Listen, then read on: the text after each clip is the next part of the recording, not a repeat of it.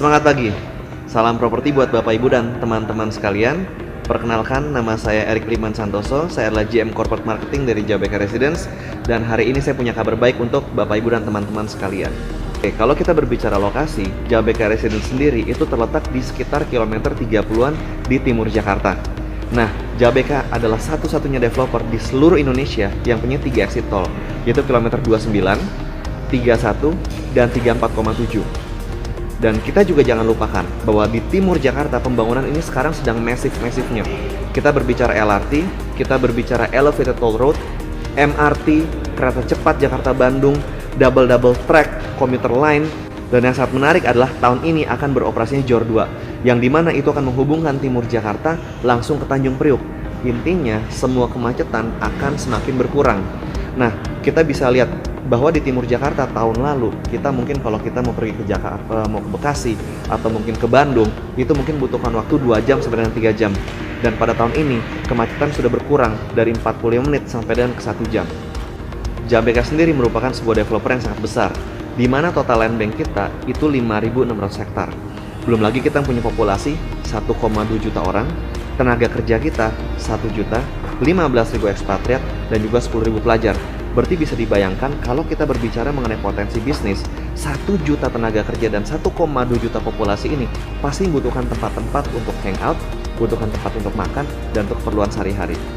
Seperti yang tadi saya mention, bahwa kami ada berita baik buat Bapak Ibu sekalian.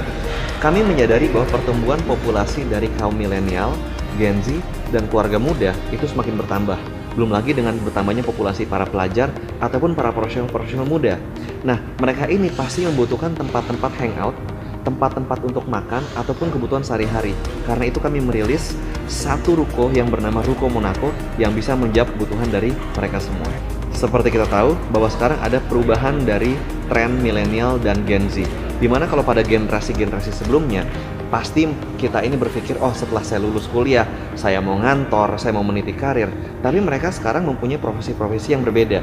Seperti mereka mempunyai salon sendiri, mereka mempunyai coffee shop sendiri, mereka mempunyai restoran sendiri, I.O. dan banyak bisnis yang lain. Saya rasa ini adalah masa-masa di mana young entrepreneur itu sedang naik daun. Kalau kita berbicara ruko, saya rasa lokasi itu memegang peranan yang sangat-sangat penting sekali.